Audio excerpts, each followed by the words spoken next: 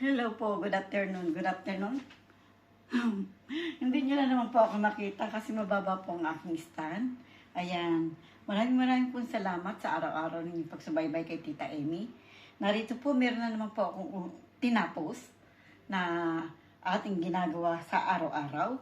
Ito po, may bulaklak po siya. Ayan. Ayan po ang ating tinapos ngayon at ito ang ginawa nating edging. Kulay green. Ayan. At ito po ang ating bulaklak. Ayan po. Pakita ko po sa inyo ng malapit. Ayan. Ayan po ang ginawa ni Tita Eming bulaklak. Ayan po. Sana po magustuhan po ninyo ang ating ginawa ngayong araw na to. Ayan po siya ngayon. Ayan po. Ayan. Ito po ang ating ginawa ngayon. Lapit ko lang po kayo ng kaunti. Medyo malayo po. Ayan. Para lang po maipakita ko sa inyo ang ating design. Tingnan niyo po ang design ko na to. Para po siyang pinya. Ayan po. Ayan. Tapos meron po siyang bulaklak dito. Ayan po siya. Ayan. Sana po itong aking mga nilalapag ay magustuhan po ninyo. Ito po ay panlagay po natin sa ating lamesa. Lalagay ko po ito sa lamesa.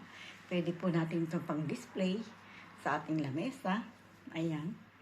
Mahaba po ito, itong ating ginanchilyo na ito. Urong ko lang po kayo ng kaunti. Hindi po malaglag. Urong po kayo ng kaunti. Sana po yung magustuhan po ninyo. Ito po ilalagay ko rito. Ayan. Ayan po. Ayan po ang ating design ngayon, araw na to.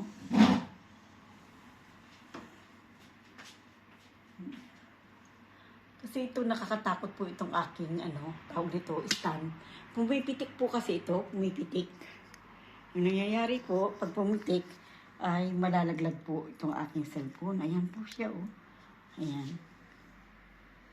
Ayan po, ang ating ginawang, ayan, sa ating kama.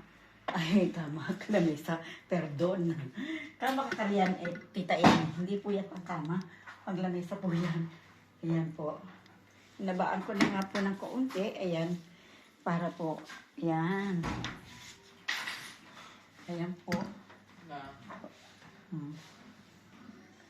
Ang ating panglagay sa ating lamesa. Ayan. Kasi ito po ay pang mahabang lamesa. Yung pong parang square na mahaba. Para doon po ito eh. Ayan. Para po magamit ko sa atin sa Pilipinas. Ayan po ang ating ginawa ngayon. Sana po magustuhan po ninyo. At puro kuhin po ang ating ginagawa. Sabi ko, araw-araw po gumagawa ako ng motif po siya. Ngayon po meron na naman akong ginagawang motif.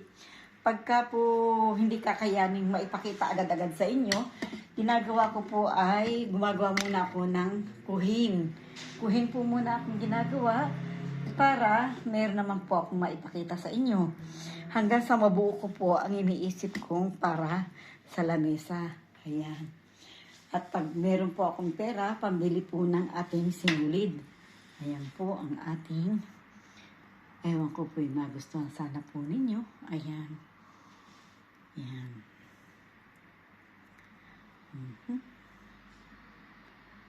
Ito po ang ating laylayan.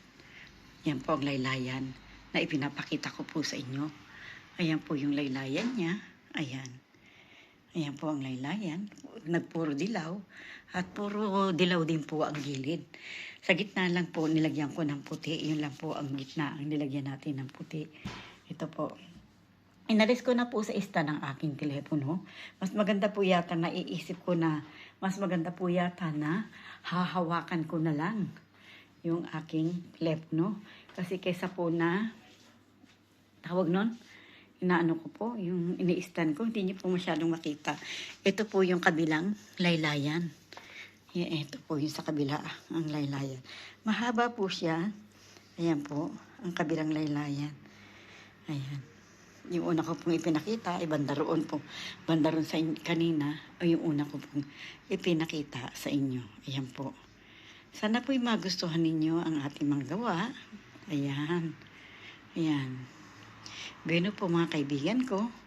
Maraming pong salamat sa inyo. Sa akin pong mga subscriber, sa akin pong mga manonood. Marami pong salamat sa inyo.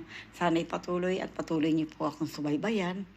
At nang marami pa po akong maipapakita sa inyo ng aking mga ginanchilyo. Kung ano man po ang nasa isip ko, yun po ay maisi-share ko po sa inyo. Ayan. Sa aking po manonood, sana po subscribe na po kayo hanggang sa makarating po kayo sa bell para updated po kayo sa ating mga inilalapag. Ayan po mga kaibigan, nakaka-Pinoy-Pinay. Ayan ang ating nagginawa nga dito sa lamesa. Buti na lang po nag-out ng maaga-aga ng konti si Kuya Ador at nang magamit ko po ang lamesa. Ayan po. Ayan po siya. Kaya, yun po, mga kaibigan ko, muli po akong magpapaalam sa inyo. Bye-bye po. I love you and I love you all. Bye-bye. Sorry.